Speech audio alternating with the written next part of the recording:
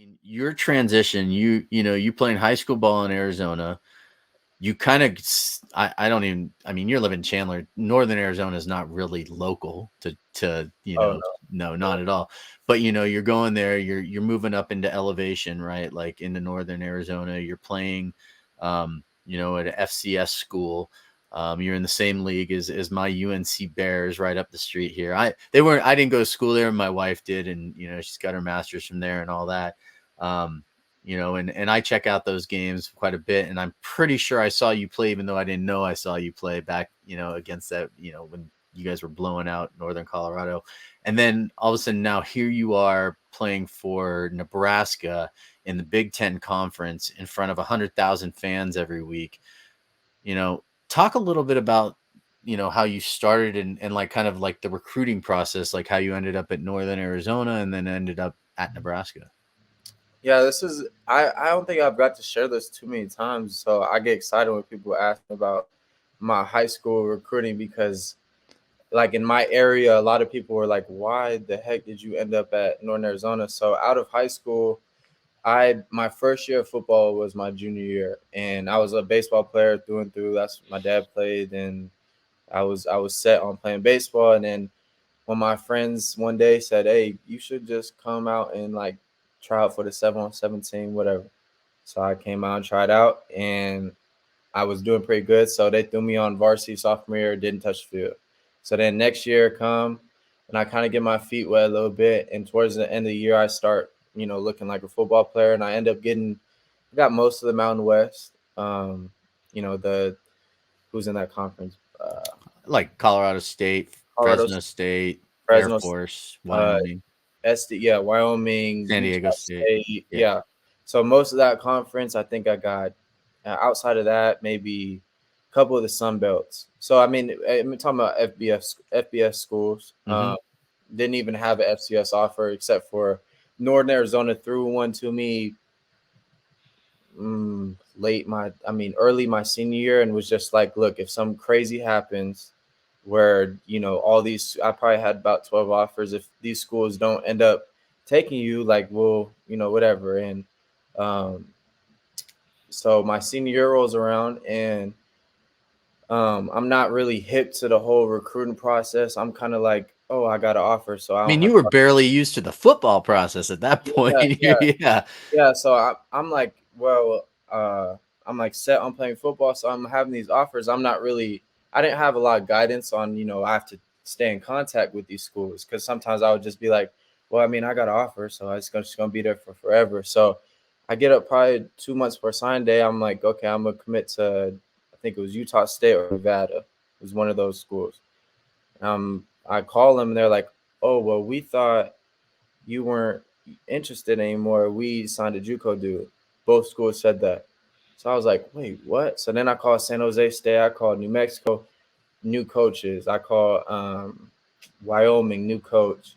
Um, and then everyone else was like, yeah, well, we already filled up your spot.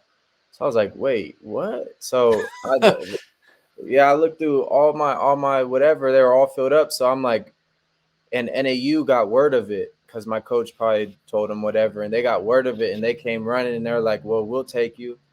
What's crazy is, I think I told anyone this a week before signing day. Uh, Nebraska actually hit me up my senior year. Oh. Um, Who would the coach have been then? Was it it was still right? Keith Williams. Okay. It was the coach Dub, the receiver coach. Yeah. Yeah. Yeah.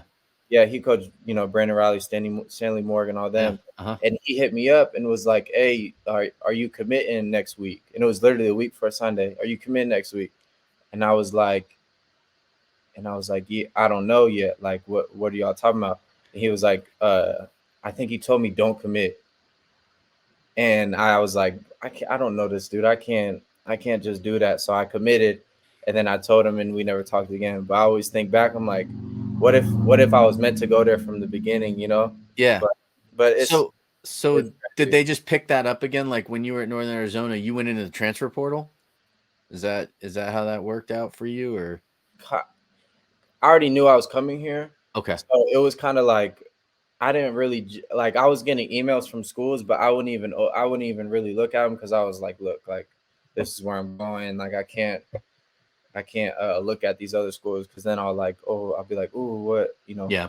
what Yeah. about this? So I was set kind of before I went in.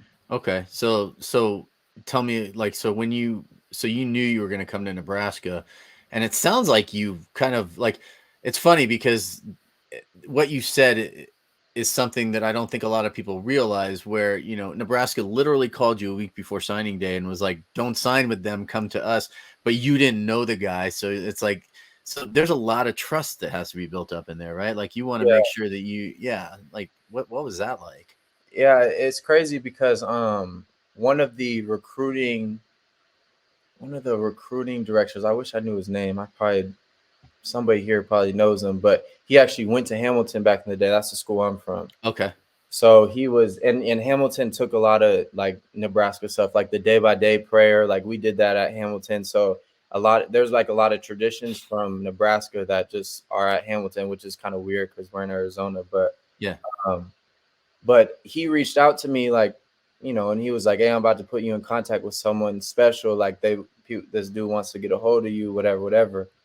And it was just like, it's just a shady business sometimes. Yeah. Saying he's shady, but just college football, there's a lot of there's it's a kill or be killed game, and Hmm.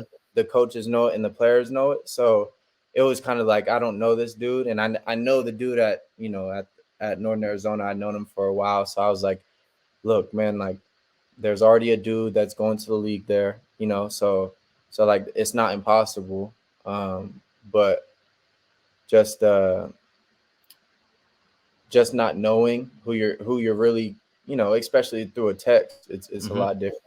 Yeah. Well, and that's always weird to me too, because, I'm in my later 40s, and but I work with a lot of kids that are in their mid 20s and 30s, and like, it's weird trying to find a balance between communication, right? Like, my own kids, they'll respond to a text message, but they won't answer a phone call or a FaceTime, right? Right. But then sometimes I get these other kids that like won't respond to a text message, but pick up the phone though on the first ring.